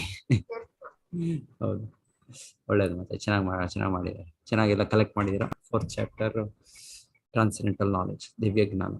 ನಾನು ಅದೇ ಕ್ವಶನ್ ಯಾವುದು ಎಲ್ಲಿಗೆ ಏನ್ ಎಕ್ಸ್ಪ್ಲೇನ್ ಮಾಡೋದು ನಾನು ಕ್ವಶನ್ ನೋಡಿದಾಗ ಯೋಚನೆ ಮಾಡ್ತಾ ಇದ್ದೆ.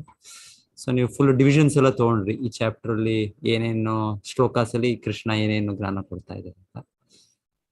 ಸೊ ಫಸ್ಟ್ 10 ವರ್ಸಸ್, ಮತ್ತೆ ನೆಕ್ಸ್ಟ್ ಸೆಕ್ಷನ್ 3-4 ಸೆಕ್ಷನ್ಸ್ ಮಾಡಿದೆ.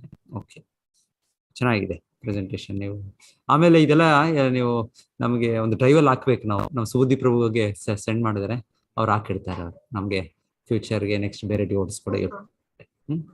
ಇದು ಸೆಂಡ್ ಮಾಡಿ ನೀವು. ಅದು ಸುಬುದ್ದಿ ಪ್ರಭುಗೆ ಅವರೊಂದು ಫೋಲ್ಡರ್ನ ಮಾಡಿದ್ದಾರೆ ಅನ್ಸುತ್ತೆ, ಅದಕ್ಕೆ ಸೆಂಡ್ ಮಾಡಿ ಪ್ರೆಸೆಂಟೇಶನ್ ಇದು ಮಾಡಿ.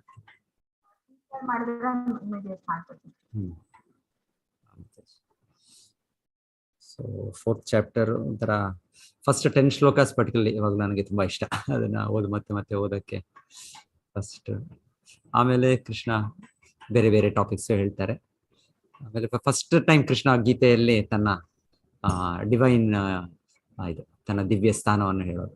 2nd ಚಾಪ್ಟರ್ ಒಂದು ಜನರಲ್ ಆಗಿ ಕೃಷ್ಣ ಹೇಳೋದು. 3rd ಚಾಪ್ಟರ್ ಒಂದು ರೀತಿ ಹೇಳೋದು. ಅದೇ 4th ಚಾಪ್ಟರ್ ಅಲ್ಲಿ ಕೃಷ್ಣ ತಾನು ಸಾಧಾರಣ ವ್ಯಕ್ತಿ ಅಲ್ಲ, ನಾನು ಸಾಕ್ಷಾತ್ ಪರಮಪುರುಷ ಅಂತ ಆ ರೀತಿಯಲ್ಲಿ ನಾನು ಕೊಟ್ಟಿರೋ ಗೀತೆಯ ಒಂದು ಇತಿಹಾಸವನ್ನು ಹೇಳೋದು. ಭಗವಂತನು ಸೂರ್ಯದೇವನಿಗೆ ಹೇಳಿದ್ದು.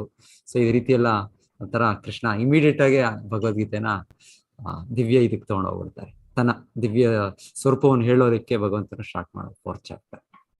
ಫಸ್ಟ್ ಒಂದು 7-8 ವರ್ಸಸ್ ಅಲ್ಲಿ ಕೊನೆಗೆ ಜನ್ಮ ಕರ್ಮ ಚಮೆ ದಿವ್ಯ, ಯಾರು ನನ್ನ ಈ ಜನ್ಮವನ್ನು ನನ್ನ ಕರ್ಮವನ್ನು ಇದು ಸತ್ಯವಾಗಿ ಅರ್ಥ ಮಾಡ್ಕೊಳ್ತಾರೋ ಅಷ್ಟೇ ಸಾಕು, ಇನ್ನೇನು ಅಗತ್ಯ ಇಲ್ಲ.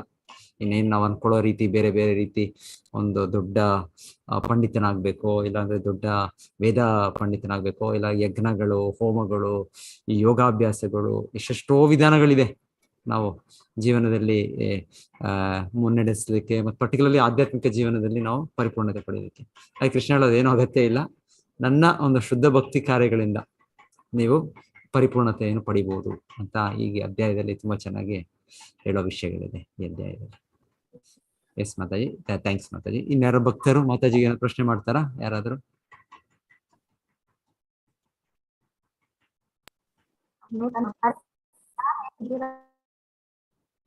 ಮಾತಾಜಿ ನಿಮ್ಗೆ ಚೆನ್ನಾಗಿ ಇತ್ತು. ಆಡಿಯೋ ಡಿವೈಸ್ ಸ್ವಲ್ಪ ಸೌಂಡ್ ಇದಾಗಿ ಬರ್ತಾ ಇತ್ತು ಮಧ್ಯ ಸ್ವಲ್ಪ ಏನೋ ಅನ್ಸುತ್ತ ಇಲ್ಲ. ಚೆನ್ನಾಗಿ ನೀವು ಇಲ್ಲ ಮತ್ತೆ ಚೆಕ್ ಮಾಡ್ತೀನಿ. ಅದೇನು ಸಿಗ್ನಲ್ಸ್ಗೆ ಇದಾಗ ಏನು ಗೊತ್ತಿಲ್ಲ ನಂಗೆ. ಜೋರಾಗಿ ಮಳೆ ಬರ್ತಾ ಇದೆ ಇಲ್ಲಿ, ಮೋಸ್ಟ್ಲಿ ಅದಕ್ಕೆ ಇಂಟರ್ನೆಟ್ ಕನೆಕ್ಷನ್ ಸ್ವಲ್ಪ ಆಗಿರ್ಬೇಕು. ವೇವರ್ ಆಗ್ತಾ ಇತ್ತು. ಪ್ರೆಸೆಂಟೇಷನ್ ಎಲ್ಲ ಕಾಣಿಸ್ತಾ ಇತ್ತು, ಸೌಂಡ್ ಕೂಡ ಬರ್ತಾ ಇತ್ತು, ಆದ್ರೆ ಸ್ವಲ್ಪ ಒಮ್ಮೊಮ್ಮೆ ಸ್ವಲ್ಪ ಸೌಂಡ್ ಆಡಿಯೋ ಡಿವೈಸ್ ಸ್ವಲ್ಪ ಏನೋ ಒಂಥರ ನೋಡಿ. ಈಗ ನೀವು ಕ್ಲಾಸಸ್ ಕೂಡ ತೆಗಿತಾ ಇದ್ದೀರಲ್ಲ ಬೆಳಿಗ್ಗೆ, ಈಗ ಬೆಳಿಗ್ಗೆ ಮಧ್ಯಾಹ್ನ ತೆಗಿತಾ ಇದ್ದೀರಾ ಅಂತ.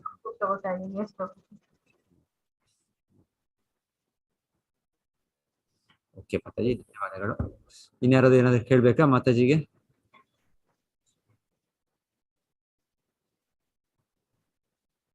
ಇಲ್ಲ ಅನ್ಸುತ್ತೆ.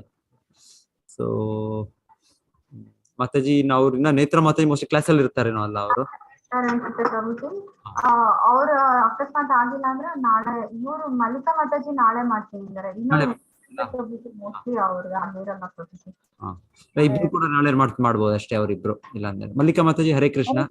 ಪ್ರಭುಜಿ ಹರೇ ಕೃಷ್ಣ. ನಾನು ಇವತ್ತು ಡ್ಯೂಟಿ ಇದೆ ಪ್ರಭುಜಿ, ಆಗ್ತಾ ಇಲ್ಲ.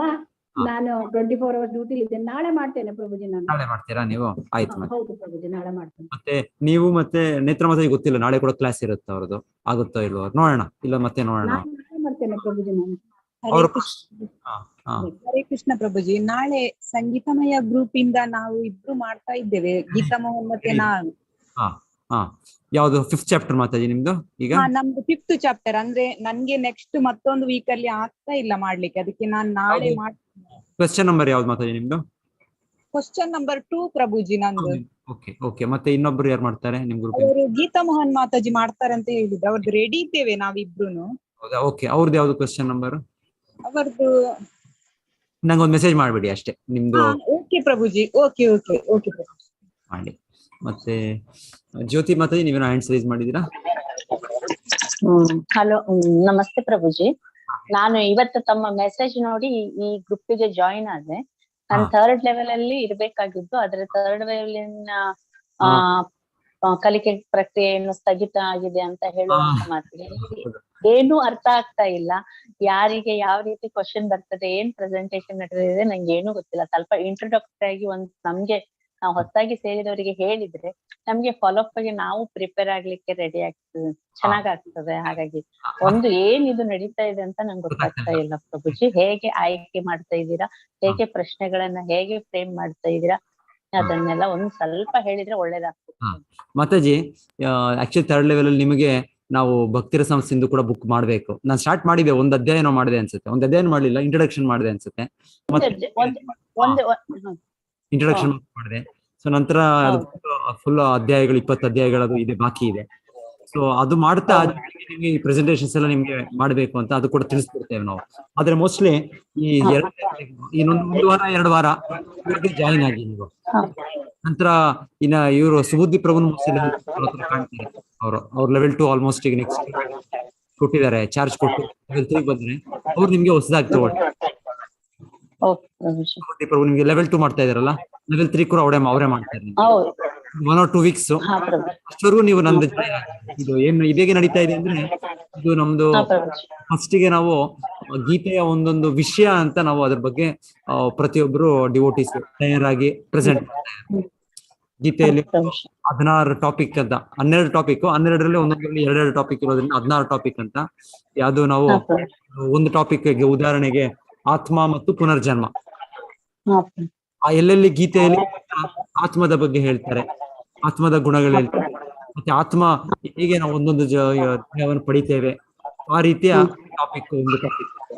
ಅದೇ ರೀತಿ ಭಕ್ತಿ ಅನ್ನೋದು ಒಂದು ಟಾಪಿಕ್ ಇತ್ತು, ಭಕ್ತಿಯಲ್ಲೂ ಶುದ್ಧ ಭಕ್ತಿ. ಮತ್ತೆ ಗೀತೆಯಲ್ಲಿ ಕೃಷ್ಣ ನಿರಾಕಾರವಾದವನ್ನು ಖಂಡಿಸುವುದು. ಈ ನಿರಾಕಾರವಾದಿ ಅಂತಿಮ ಸತ್ಯ ಅಂದ್ರೆ ಬ್ರಹ್ಮಜ್ಯೋತಿ ಅನ್ಕೊಳ್ತಾರೆ, ಅದನ್ನ ಕೃಷ್ಣ ಖಂಡಿಸೋದು ಒಂದು. ಮತ್ತೆ ಇನ್ನೊಂದು ಟಾಪಿಕ್ ಅಂದ್ರೆ ಮನಸ್ಸು ಇಂದ್ರಿಯಗಳನ್ನ ನಿಗ್ರಹಿಸೋದು. ಸೊ ಈ ರೀತಿ ಫಸ್ಟ್ ಗೆ ನಾವು ಇವ್ರ ಮುಂಚೆ ಅವರು ಒಂದು 16 ಪ್ರೆಸೆಂಟ್ ಮಾಡಿದ್ರು. ಎಲ್ಲರೂ ಗ್ರೂಪ್ ವೈಸ್ ಮಾಡಿದ್ರು ಪ್ರೆಸೆಂಟೇಶನ್. 4 ಜನ ಸೇರಿ, 2-3 ಜನ ಸೇರಿ ಒಬ್ಬೊಬ್ರನ್ನ ಮಾಡ್ಕೊಂಡು ಒಬ್ರು ತಯಾರಿ ಮಾಡಿ ಸ್ಲೈಡು, ಇನ್ನೊಬ್ರು ಕ್ಲಾಸ್ ಮಾಡಿ ಎಲ್ಲ ಮಾಡಿ. ಅದಾದ್ಮೇಲೆ ಈಗ ಸ್ವಲ್ಪ ಡೀಟೇಲ್ ಆಗಿ ಈಗ ಒಂದು ಕ್ವೆಶ್ಚನ್ಸ್ ಇದೆ, ಒಂದೊಂದು 12 ಕ್ವೆಶ್ಚನ್ಸ್ ಇದೆ. ಅದಕ್ಕೆ ಒಬ್ಬೊಬ್ರು ಸಪರೇಟ್ ಆಗಿ ಮಾಡ್ತಾ ಇದ್ದಾರೆ ಈಗ ಪ್ರೆಸೆಂಟೇಶನ್. ಇವತ್ತು ನೀವು ನೋಡಿದ್ದು ಅನುರಾಧ ಮಾತಾಜಿ ಮತ್ತೆ ಲೀಲಾ ಮಾತಾಜಿ ಮಾಡಿ, ಇದು ಒಂದೆರಡು ಅದು ಇದು ಗೀತೆಯ ಒಂದೊಂದು ಅಧ್ಯಾಯದಲ್ಲಿ ಚಾಪ್ಟರ್ ವೈಸ್ ಹೋಗ್ತಾ ಇದೀವಿ ಇದು. ಅದು ನಾವು ಅದು ಚಾಪ್ಟರ್ ಪ್ರೆಸೆಂಟೇಶನ್ ನೋಡಿದೆ, ತುಂಬಾ ಚೆನ್ನಾಗಿ ಖುಷಿ ಆಯ್ತು. ಸೊ ಇದು ನಿಮ್ಗೆ ನೆಕ್ಸ್ಟ್ ಸ್ಟೇಜ್ ಅಲ್ಲಿ ಬರುತ್ತೆ. ಇದು ಮುಂಚೆ ಇನ್ನೊಂದು 15 ವಿಷಯಗಳು, 12 ವಿಷಯಗಳು, 16 ವಿಷಯವಾಗಿ ಅದು ಆ ವಿಷಯಗಳ ಬಗ್ಗೆ ನೀವು ಗ್ರೂಪ್ ವೈಸ್ ನೀವು ಪ್ರೆಸೆಂಟೇಶನ್ ನೀವು ಮಾಡೋದು ಅದನ್ನ ಒಂದಿದೆ. ಅದು ಅಂದ್ರೆ ಈ ಭಗವದ್ಗೀತೆ ನೀವು ಸ್ವಲ್ಪ ನೀವೇ ತೀವ್ರವಾಗಿ ಅಧ್ಯಯನ ಮಾಡ್ತೀರಾ, ಆಳವಾಗಿ ನೀವು ಸ್ಟಡಿ ಮಾಡ್ತೀರಾ, ಆ ರೀತಿಯಲ್ಲಿ ನೀವು ಪ್ರೆಸೆಂಟ್ ಮಾಡ್ಬೇಕು, ಆ ರೀತಿಯಲ್ಲಿ ಮಾಡ್ತಾ ಇದೀವಿ. ಅದು ಸದ್ಯಕ್ಕೆ ಸ್ಟಾರ್ಟ್ ಮಾಡ್ತೀವಿ ಮತ್ತೆ 2 weeks ಅಷ್ಟವರೆಗೂ ಈಗ ನಿಮ್ ಗ್ರೂಪ್ ಅವರು ಇಲ್ಲೇ ಜಾಯಿನ್ ಆಗ್ಬೋದು ಅಂತ ನಾನು ಲಿಂಕ್ ಹಾಕ್ತೀನಿ. ಸಂಗೀತ ಮಾತಾಡಿ. ಓಕೆ ಪ್ರಭುಜಿ, ಧನ್ಯವಾದಗಳು ಪ್ರಭುಜಿ. ಚೆನ್ನಾಗಿ ಒಳ್ಳೆ ಅನುಭವ. ಥ್ಯಾಂಕ್ ಯು, ಧನ್ಯವಾದ. ಹರೇ ಕೃಷ್ಣ ಮಾತಾಜಿ, ಹರೇ ಕೃಷ್ಣ.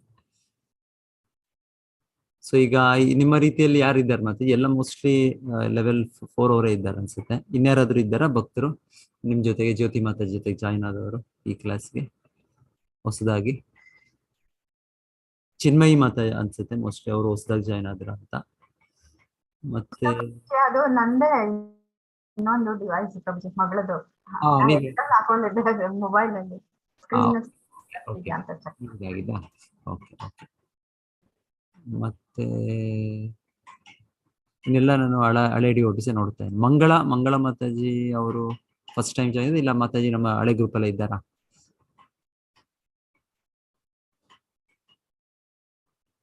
ಓಕೆ, ಸುಮಂಗಲ ಮಾತಾಜಿ ಇದ್ದಾರೆ. ಸುಮಂಗಲ ಮಾತಾಜಿ ನಮ್ಮ ಹರೇ ಕೃಷ್ಣ ಮಾತಾಜಿ.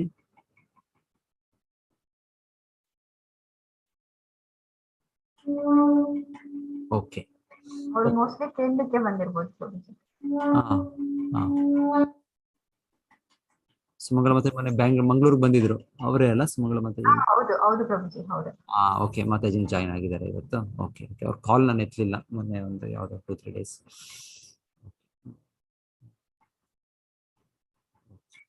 ಆಯ್ತು, ಹಾಗಿದ್ರೆ ಮಾತಾಜಿ ಇವತ್ತು ನಿಲ್ಸೋಣ ಅನ್ಸುತ್ತೆ. ನಾಳೆ ಅವ್ರ ನೇತ್ರ ಮಾತಾಜಿ ನೋಡೋಣ ಅವ್ರು ಆಗುತ್ತೋ ಇಲ್ವೋ. ಇವ್ರು ರೆಡಿ ಇದ್ದಾರೆ, ಹರಿಣಿ ಮಾತಾಜಿ ಮತ್ತೆ ಇನ್ನೊಬ್ಬರು ರೆಡಿ ಇದ್ದಾರೆ ಅಂತ ಹೇಳಿದ್ರು. ಗೀತಾ ಮೋಹನ್ ಮಾತಾಜಿ ರೆಡಿ ಇದ್ದಾರೆ ಅಂತ ಹೇಳಿದಲ್ಲ. Okay okay. ಮಲ್ಲಿಕಾ ಮಾತಾಜಿ ಕೂಡ ನಾಳೆ ಮಾಡ್ತಾರೆ ಅಂತ ಹೇಳಿದ್ರೆ ನಾಳೆ ಮಾಡ್ತೇನೆ ಪ್ರಭುಜಿ. ಮಾಡ್ತೀರಾ? Okay okay okay.